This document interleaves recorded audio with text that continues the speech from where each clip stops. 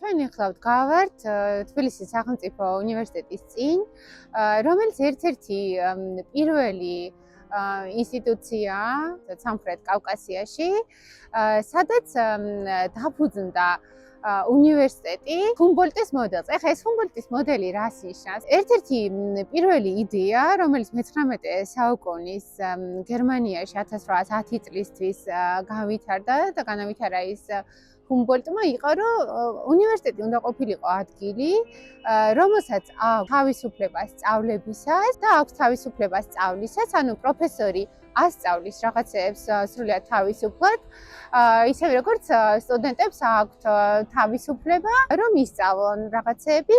გარდა ამისა, ეს უნდა ყოფილიყო სივრცეები, რომელშიც ბევრი სხვადასხვა დარგი ერთმანეთს ხვდება.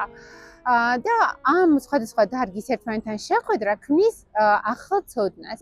ერთ-ერთი ამოსავალი პრინციპი უნივერსიტეტისთვის იყო ის, რომ უნივერსიტეტში ასწავლიან კვლევაზე დაფუძნებით. ანუ ვიღაცები რაღაცას იკვლევენ და ეს კვლევა ქმნის საფუძველს იმისთვის, რომ პროფესორებმა ასწავლონ და სტუდენტებმა ისწავლონ.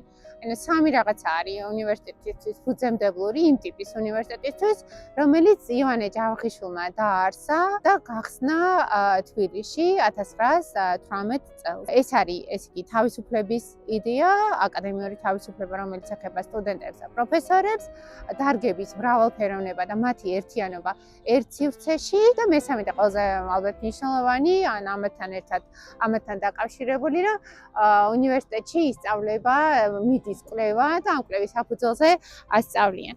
ეხლა თითოეულ ეს თემა შეგვიძლია საინტერესოდ განვავრცოთ. ერთ-ერთი მნიშვნელოვანი თემა რაც არის, რომ უნივერსიტეტს უნდა ჰქონდეს თავისუფლება შეარჩიოს ის საგნები და ის მასალა, რომელთაც ასწავლის და სტუდენტს უნდა ჰქონდეს თავისუფლება და თან უნდა ჰქონდეს მოცალეობა. ანუ მას უნდა ჰქონდეს იმისი შესაძლებლობა, რომ ისწავლოს. და ეს შესაძლებლობები არის მრავალფეროვანი. უამრავი რაღაც ჭირდება მას ამისთვის. და ერთ-ერთი პირველი არის ის, რომ ის უნდა გრძნობდეს, რომ არის კონიუნქტურისგან თავისუფალი, ამას უნდა გრძნობდეს პროფესორიც. და სტუდენტიც უნდა გრძნობდეს და ამავე დროს უნდა ჰქონდეს მას ამისი თავისუფალი დრო. თუ ის უამრავ ადგილას მუშაობს, თუ მას უამრავ რაღაცაზე ეუბნებიან, რომ ამას ვერ გააკეთებ, იმას ვერ გააკეთებ, ეს არ წაიკითხვა, ამაზე არ ილაპარაკ. როგორც პროფესორისთვის, ისე სტუდენტისთვის ეს საუნივერსიტეტო თავისუფალი განათლების იდეა კვდება. შესაბამისად არის ძალიან რთული, როდესაც სისტემა არის ავტორიტარული, ან დიქტატურა, იმის ქვეშ ვეღარ ახერხებ შენ რომ გქონდეს თავისუფალი საუნივერსიტეტო განათლება და იმ მოდელს მიყვებოდა, რომელთაც ეს უნივერსიტეტები გაიხსნა და ჩამოყალიბდა. ეს ჩვენ კარგად ნახეთ, როცა დადგა აქ საბჭოთა წყობილება, თანდათან შეიზღუდა, რაზე შეიძლება და როგორ შეიძლება ლაპარაკი და მაგალითად სოციალურ და ჰუმანიტარულ მეცნიერებებში აღმოჩნდა, რომ სულ ერთი თეორიით შეიძლება მარტო ყველაფრის ინტერპრეტაცია, ყველაფერი უნდა ყოფილიყო მარქსის თეორიით ინტერპრეტირებული, ყველაფერი უნდა ყოფილიყო ევოლუციონისტური და ამან ძალიან დიდი დაღი დაასვა მეცნიერებას და ერთადერთი რისი განვითარებაც ხდებოდა, იყო ეზოპეს ენა. რაღაცებზე ილაპარაკებდი, მაგრამ არ ილაპარაკებდი პირდაპირ. განვითარდა ისეთი მეცნიერებები, რომლებიც იყო მონაცემების შეგროვებაზე ორიენტირებული, მაგრამ ძალიან გართულდა ისეთი მეცნიერებების განვითარება, რომელსაც უნდა გაეკეთებინათ ანალიზი და ინტერპრეტაცია. შესაბამისად, შეიძლება ჩვენ ვთქვათ, რომ იყო ზღვა მასალა, რომელიც განვითარდა და ასევე ძალიან განვითარდა ეზოპეს ენით რაღაცებზე ლაპარაკის ტრადიცია. ერთ-ერთი მნიშვნელოვანი საკითხი, რომელზეც საოცრად მინდოდა მელაპარაკა, შეიძლება სხვებისთვისაც საინტერესო იყოს, არის თვითონ ამ შენობებს როგორი არამხოლოდ სიმბოლური მნიშვნელობა აქვს, არამედ აქვთ ესეთი ფუნქცია, რომ მათში არის პოტენციალი, რომ ჭეშმარიტებებს მიაგნო. ამას ბევრი სხვადასხვა სოციოლოგი და ანთროპოლოგი იკვლევს სხვადასხვა უნივერსიტეტებისთვის და ითვლება, რომ უნივერსიტეტებში, როგორც შენობებში, დეს ყველაზე მეტი შანსი, რომ იქ მიაგნო ჭეშმარიტებას. უნივერსიტეტში როცა შედიხარ, ანუ სად არის ასეთი სივრცეები, რომელსაც აქვს ამისი პრეტენზია, რომ აი აქ შეიძლება ჩვენ რაღაცა სიმართლეებზე ვილაპარაკოთ ან სიმართლეებს მივაგნოთ. აი თუ გააქვს რაღაცა იდეა, სად მიხვალ პირველ რიგში?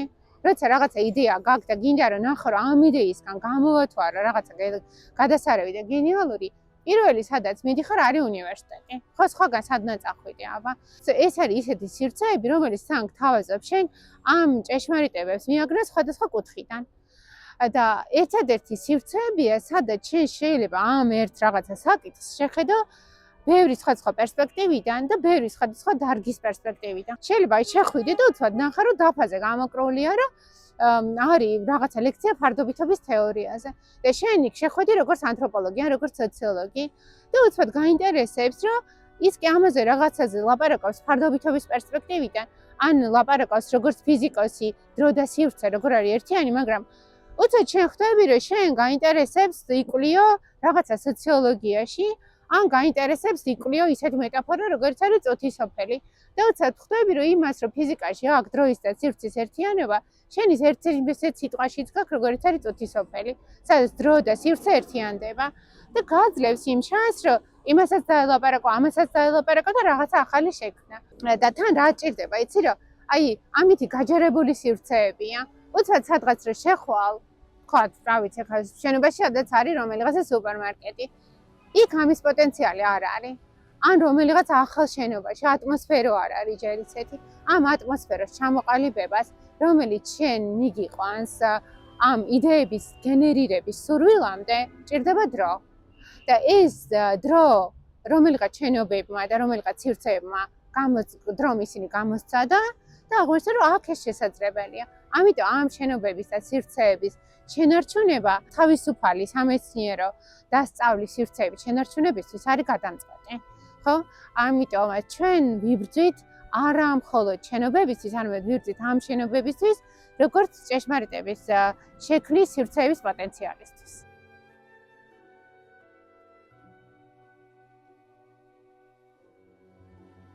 მე სწავლობდი ამ უნივერსიტეტში და სწავლობდი კლასიკურზე.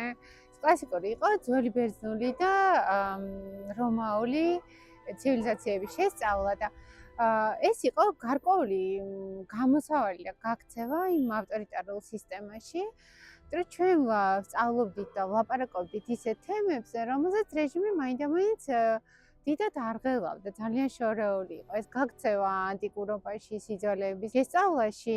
ასევე იმასაც ქმნიდა, რომ ეს მეცნიერებები განსაკუთრებით განვითარდა იმ პერიოდში და საუკეთესო ხალხი იყო თავმოყრილი. მაგრამ ჩვენ თვითონ საბჭოთა სკოლიდან მისული ბავშვები როგორები ვიყავით, იცით, რომ აი კითხვის დასმის გვეშინოდა, იმიტომ რომ მთელი სკოლის პერიოდი იყო, რომ რაღაც ტექსტები უნდა გცოდნო და რაღაცები უნდა მოგვეყოლო ტექსტთან ძალიან ახლოს. ჩვენი აზრი არაფერზე არ უნდა გამოგვეთქვა და ამან თანდათან ჩამოგვაყალიბა რაღაცნაირ მდუმარე და არაკრიტიკულ სტუდენტებად და მე ძალიან კარგად მახსოვს, რომ სანამ აქ სწავლობდი, აი კორპუსში გვიტარდებოდა ჩვენ ლექციები და გვიტარდებოდა აქაც ხანდახან ფიზიკის ან ქიმიის შესანიშნავ აუდიტორიებში.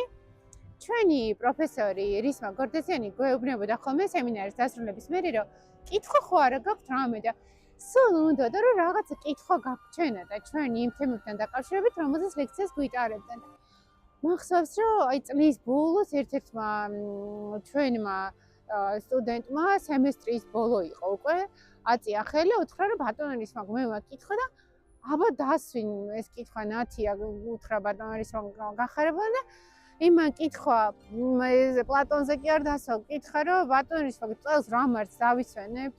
ეს იყო ჩვენი რეალობა, რაღაცნაირი ძალიან სამწუხარო და ჩემთვის ძალიან დიდი ცვლილება იყო. მე წავედი ფრაიბურგში, ძალიან ახალგაზრდა სასწავლებლად და უცბად იქ აღმოვაჩინე, რომ წაიკითხავენ პლატონს და იწყებენ პლატონის გაკრიტიკებას.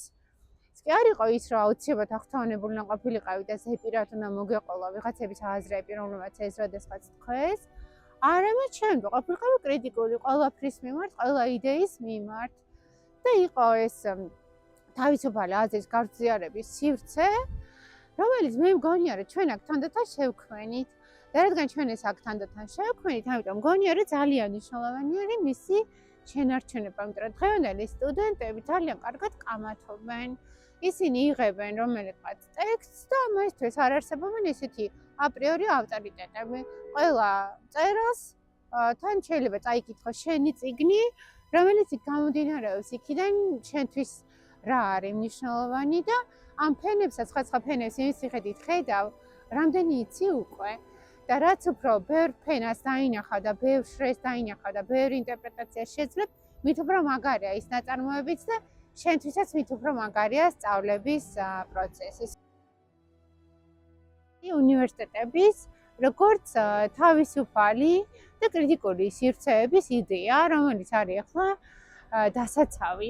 იმიტომ რომ ჩვენ კონკრეტული შენობები, სივრცეები, ესენი კი არ არსებობს როგორც რაღაცა გეოგრაფიული ლოკაციები, ესენი არსებობს პირველ რიგში როგორც სივრცეები, სადაც ამ თავისუფალი მოსაზრებების, კრიტიკული და მრავალფეროვანი მოსაზრებების გამოთქმა არის შესაძლებელი, სადაც შესაძლებელია და აუცილებელია სხვა მოსაზრებებზე კამათი და სადაც ჩვენ უნდა შევინარჩუნოთ ეს სივრცეები იმისთვის, რომ ზოგადად საზოგადოებაში ეს ყველაფერი გადმოედინებოდეს და ამითი ვახდენდეს გავლენა საზოგადოებას. ის რა ამ წუთას უმაღლეს განათლებას ბევრი სხვადასხვა პრობლემა აქვს, არ ნიშნავს, რომ ასეთი კერების გაუქმებით ის გამოსწორდება. თვითონ მსმენელისგანაც მაინტერესებს, რას ფიქრობთ. ჩვენ ვაღიარებთ, რომ არის უამრავი პრობლემა, სტუდენტებს სჭირდებათ გაცილებით უკეთესი ხარისხის განათლება, მათ სჭირდებათ უამრავი სხვადასხვა პრობლემის მომგვარება, მაგრამ როგორ ფიქრობთ, როგორ შეიძლება ამაში დაეხმაროს მათ უკვე არსებული და მუდმივად განვითარებადი საუნივერსიტეტო კერების გაუქმება?